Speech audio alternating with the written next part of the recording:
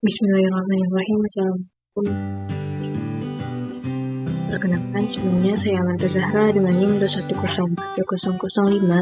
Di sini saya akan menjelaskan materi dari 3 dan 4 mata kuliah analisis kebijakan, yang mana topiknya adalah Structuring Policy Problems and Forecasting Expected Policy Outcomes. Langsung saja pada materinya, yang mana yang pertama itu tentang penataan masalah. Analisis kebijakan sering digambarkan sebagai metodologi untuk memecahkan masalah atau problem solving. Nah, metode penataan masalah berbeda dari metode pemecahan masalah, karena pertanyaan yang ditujukan untuk dijawab juga berbeda. Metode pemecahan masalah lebih sesuai dan efektif jika kita sudah mengetahui dengan lebih jelas masalah apa yang perlu diselesaikan.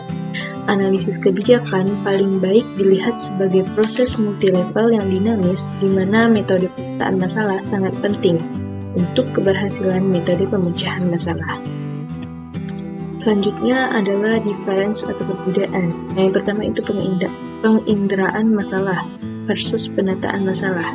Proses pemecahan masalah jarang dimulai dengan masalah yang diartikulasikan dengan jelas, tetapi dengan rasa menyebar, kekhawatiran, dan tanda-tanda stres yang tidak jelas. Nah, yang kedua yaitu penataan masalah versus pemecahan masalah. Metode penataan masalah adalah metametode, yaitu mereka adalah metode pemecahan masalah tentang dan datang sebelumnya. Selanjutnya, problem resolving versus problem unsolving and problem dissolving. Nah, problem resolving adalah analisis ulang masalah yang telah dirumuskan dengan benar untuk memperbaiki kesalahan, seperti mengurangi kesalahan dalam pengujian hipotesis nol. Nah, selanjutnya problem unsolving melibatkan pengabaian solusi yang berasal dari formulasi masalah yang salah dan kembali ke tahap penataan masalah untuk menemukan formulasi yang benar.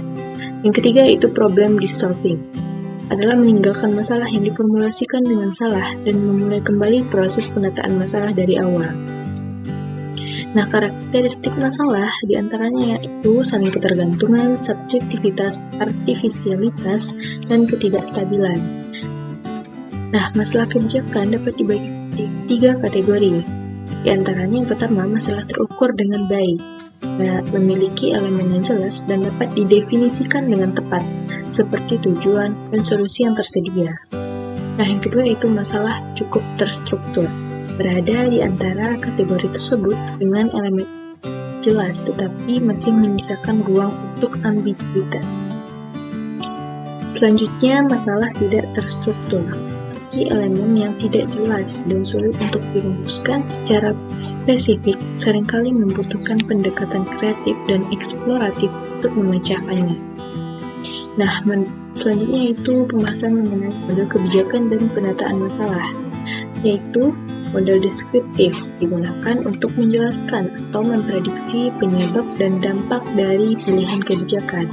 Selanjutnya itu model normatif tidak hanya bertujuan untuk menjelaskan atau memprediksi, tetapi juga memberikan rekomendasi tindakan untuk mengoptimalkan pencapaian nilai-nilai. Selanjutnya model verbal diungkapkan dalam bahasa sehari-hari, bukan dengan logika simbolik atau matematika. Nah, selanjutnya itu model simbolik, menggunakan notasi matematika atau logika untuk menggambarkan hubungan antar variabel yang dianggap mencirikan sebuah masalah. Selanjutnya itu model prosedural, representasikan hubungan dinamis antar variabel. Prediksi dan solusi optimal diperoleh dengan mempresentasikan berbagai kemungkinan hubungan, misalnya hubungan antara pertumbuhan konsumsi energi dan persediaan makan di masa depan. Nah, model sebagai pengganti dan perspektif. Model kebijakan dapat dilihat sebagai model pengganti atau model perspektif, yaitu model pengganti berfungsi sebagai substitusi atau proksi untuk masalah yang sebenarnya, dan yang model perspektif melihat masalah substantif sebagai salah satu dari berbagai cara pandang. Selanjutnya itu metode penataan masalah, terbagi antara yang berikut adalah analisis batas, analisis klasifikasi, analisis hierarki, sintetik, brainstorming, analisis perspektif ganda, analisis asumsi, dan pemetaan argumen. Selanjutnya itu makna peramalan kebijakan atau forecasting. Tujuan dari peramalan ini mirip dengan penelitian ilmiah, yaitu untuk memahami, memprediksi, dan mengendalikan lingkungan manusia maupun material. Peramalan berusaha memberikan panduan bagi masyarakat dengan menyelidiki dampak kebijakan masa lalu serta kondisi yang mempengaruhinya terhadap kebijakan masa depan. Hal ini mengindikasikan bahwa masa depan seringkali dipengaruhi oleh masa lalu. Peramalan teoritis adalah metode yang membantu analisis memprediksi kondisi bagi masyarakat di masa depan berdasarkan proposisi teoritis serta data terkini dan historis. Berbeda dengan peramalan ekstrapolatif yang menggunakan asumsi tentang pola historis untuk membuat prediksi. Peramalan teoritis didasarkan pada asumsi sebab akibat yang terkandung dalam berbagai teori. Nah, peramalan berbasis bukti atau evidence-based forecasting. Pentingnya standar tinggi dalam analisis kebijakan dengan mengintegrasikan metode peramalan yang didasarkan pada bukti. Pendekatan ini sangat penting dalam evaluasi kebijakan modern karena keputusan seringkali bergantung pada prediksi yang akurat. J. Scott Armstrong dan timnya telah mengembangkan prinsip-prinsip yang ekstensif berdasarkan pengalaman nyata dalam peramalan.